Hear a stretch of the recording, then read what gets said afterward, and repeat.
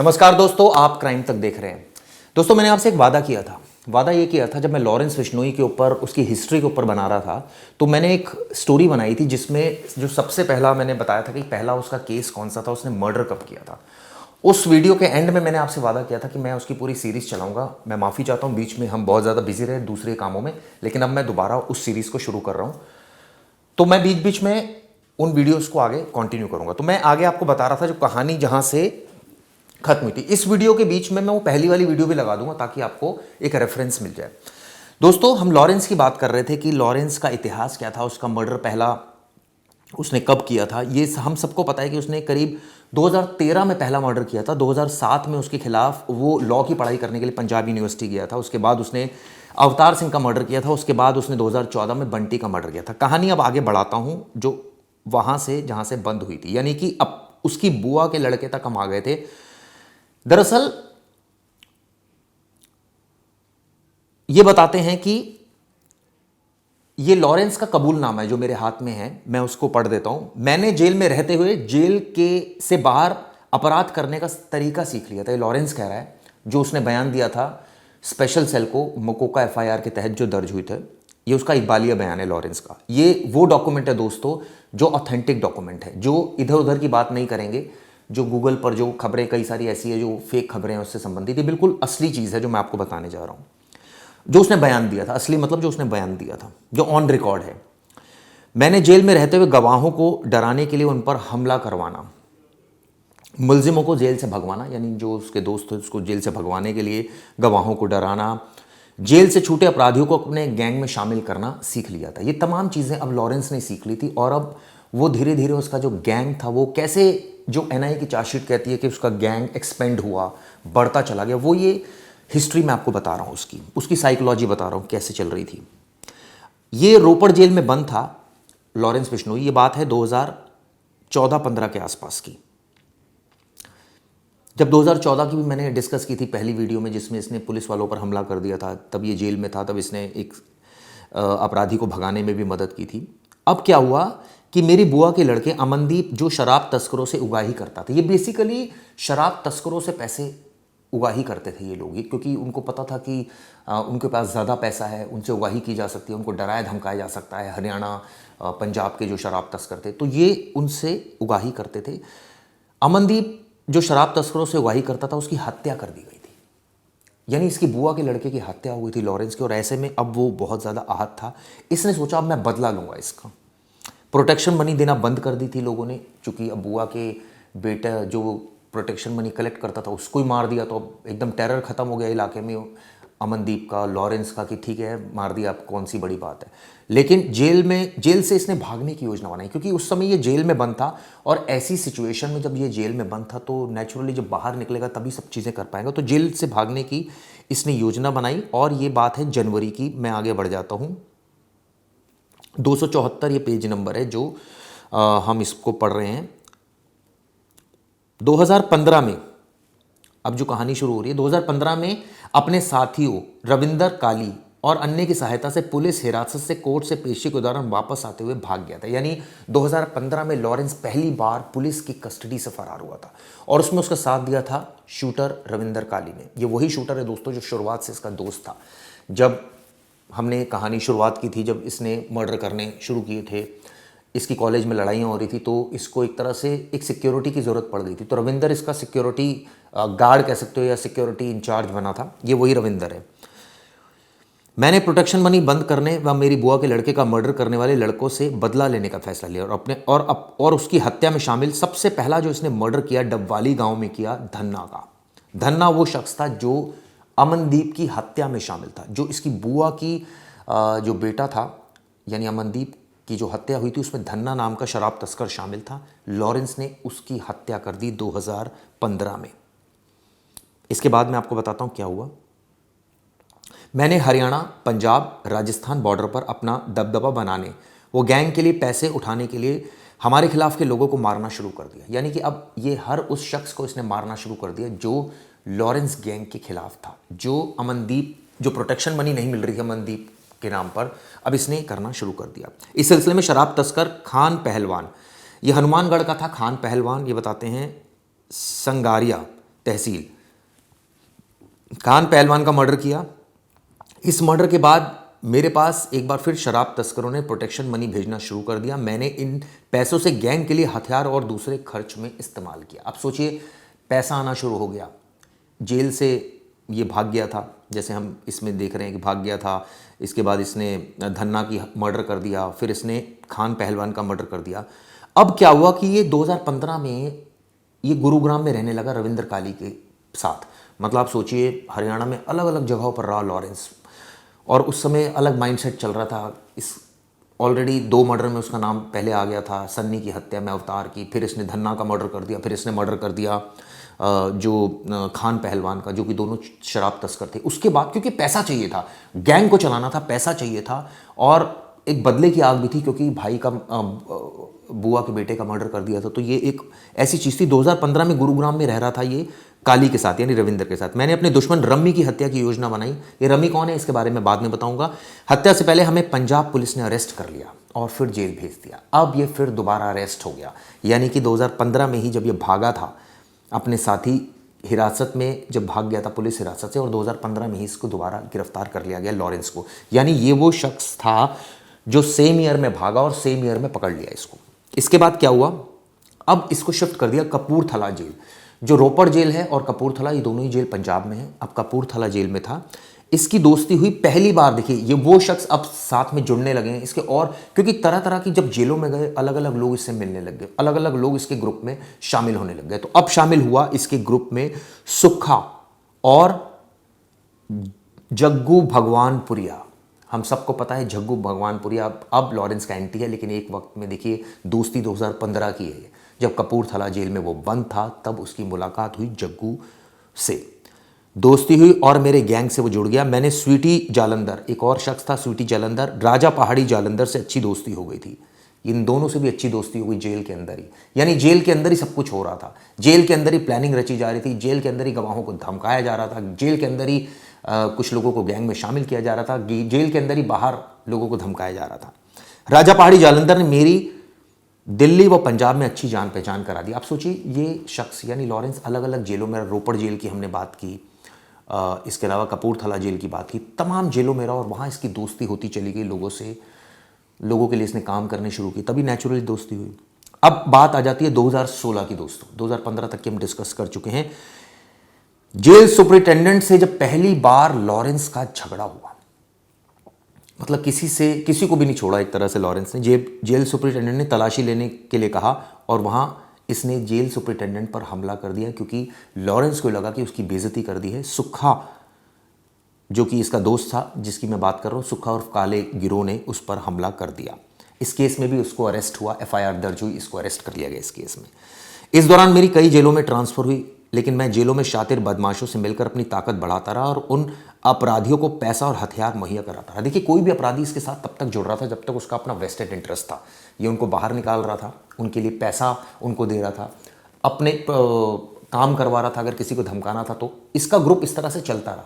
क्योंकि देखिए, जेल में इसकी रहने की, खाने की व्यवस्था तो थी और इसकी कोई ज़्यादा वो नहीं थी, लेकिन अगर अपने ग्रुप को चलाना था, दिमाग क्योंकि अब इसका उसी सेंस में चल रहा था कि ग्रुप को चलाना है। अब ग्रुप को चलाना है तो नेचुरली कोई बंदा इसके साथ ऐसे तो जुड़ेगा नहीं जब तक उसको पैसा नहीं दिया जाएगा, जब तक उसको प्रोटेक्शन मनी नहीं मिलेगी, या फिर कोई और उसका कोई और पर्सनल इंटरेस्ट जो है वो पूरा नहीं होगा। तो इस तरह से इसने, लेकिन मैं जेलों में बंद शातिर अपराधियों से मिलकर अपनी ताकत बढ़ाता रहा। मैंने उन अपराधियों को पैसा और हथियार मुहैया कराए, पुलिस हिरासत में भगवाने में उनकी मदद की। उस दौरान वीरेंद्र काला, जो कि शुरुआत में इसका दोस्त संपत नेहरा, और वीरेंद्र काला को भी अपने गैंग में शामिल कर लिया। 2016 में मैंने वीरेंद्र काला की मदद से दीपक, जो भोंडसी जेल में था, उसके रहने का इंतजाम कराया। एक दीपक का इंतजाम करवाया इसने, दीपक का भोंडसी जेल में रहने का सही इंतजाम करवा दिया था काला राणा की मदद से। काला राणा की इसने हेल्प ली उसको। अब इसकी दोस्ती हो गई थी दीपक से भी। दीपक उर्फ टिन्नू जिसको कहते हैं, जो कि गैंगस्टर है, भोंडसी जेल गुरुग्राम में था, उसके वहाँ रहने की व्यवस्था करा दी। मतलब इसकी जेलों में भी आप सोचिए लॉरेंस की सेटिंग होनी शुरू हो गई थी कि अगर किसी कैदी को वहाँ रुकवाना है तो किसी दूसरे कैदी को बोला, उसकी देखरेख करी हो, उसने आगे सेटिंग करी। तो ये सब चक्कर चल रहा था। इसने, ये बताते हैं कि भोंडसी जेल में रहने का इंतज़ाम करवा दिया था। किसका? जो कि बात इसमें सामने आ रही है कि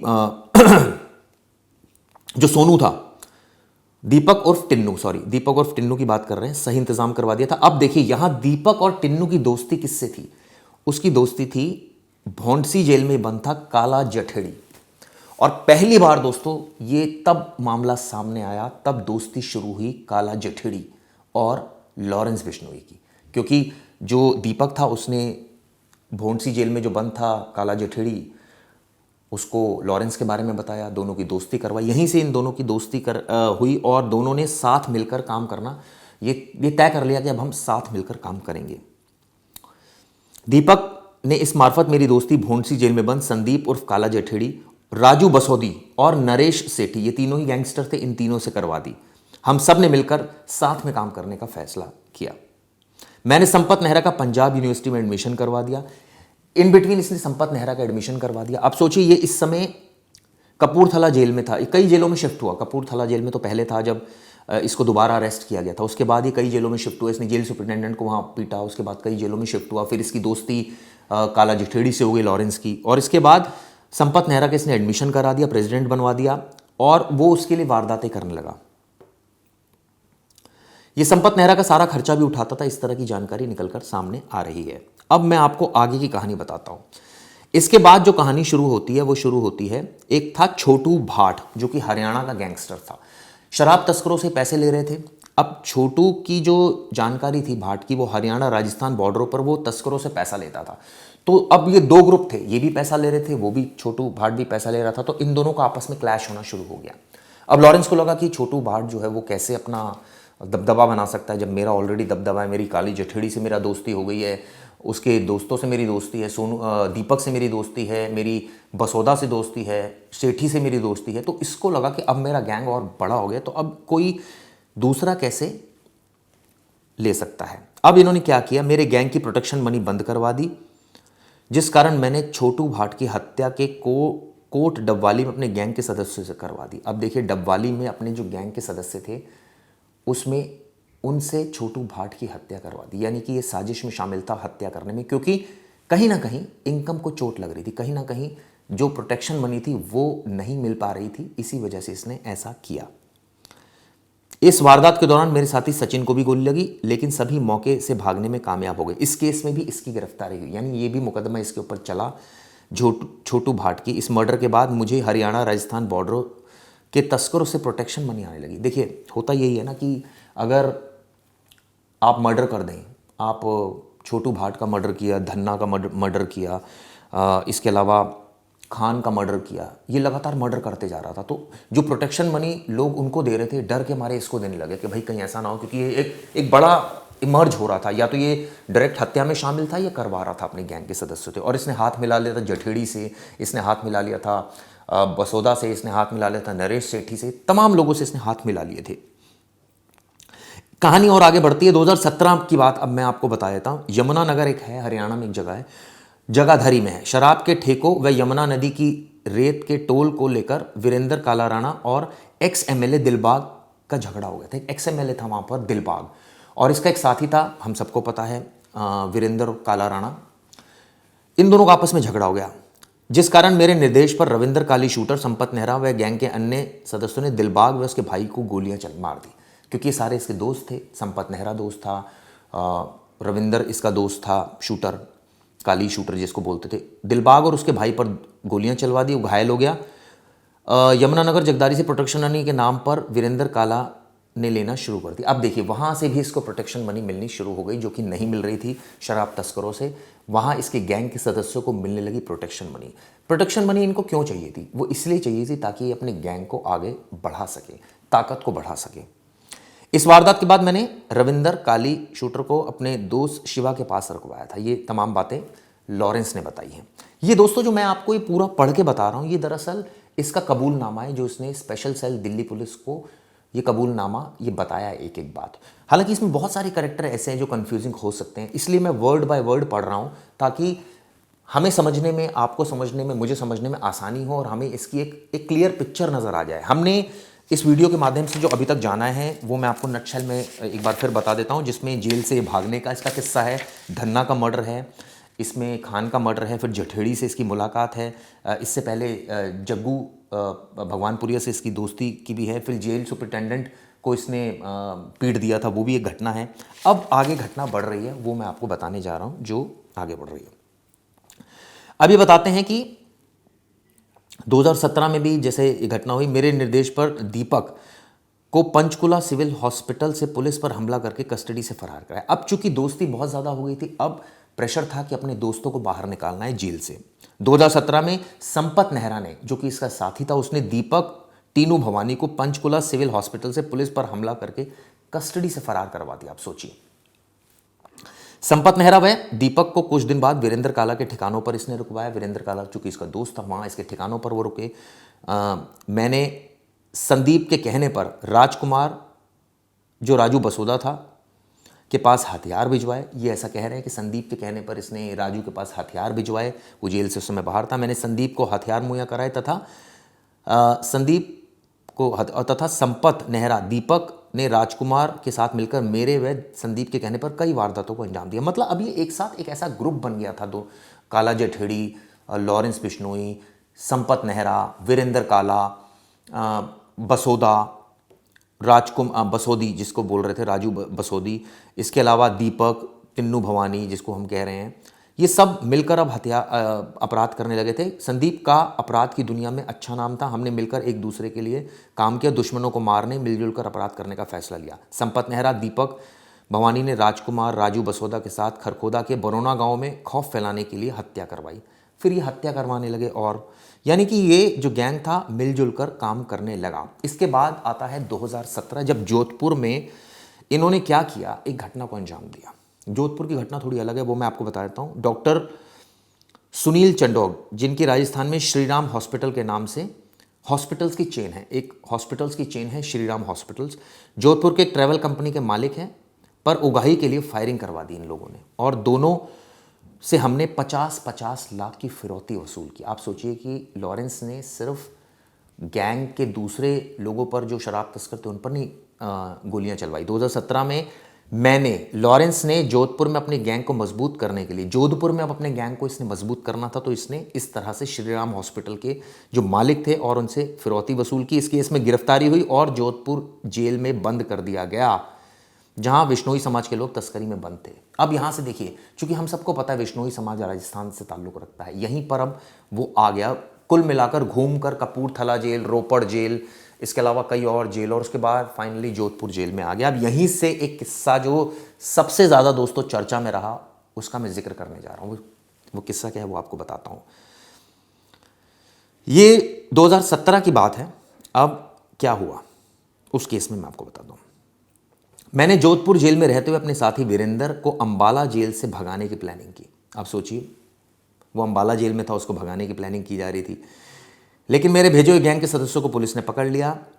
अपने गैंग के द्वारा जोधपुर के 3 लोगों के ऊपर गोली चलवाई, यानी कि ये ऑन एंड ऑफ गोलियां चलवा रहा था। अब क्या हुआ कि मेरी जोधपुर जेल के रहने मेरी दोस्ती हरिंदर से हुई। मैं फेसबुक पर काफ़ी एक्टिव रहता था, इस वजह से मेरे लड़के मुझसे जुड़ जाते थे। विक्की जोधपुर नाम का लड़का ही फेसबुक के द्वारा मेरे से जुड़ गया। अब क्या हुआ कि मैंने उस दौरान इसने एक और मर्डर किया था जिसका नाम था वासुदेव ईरानी।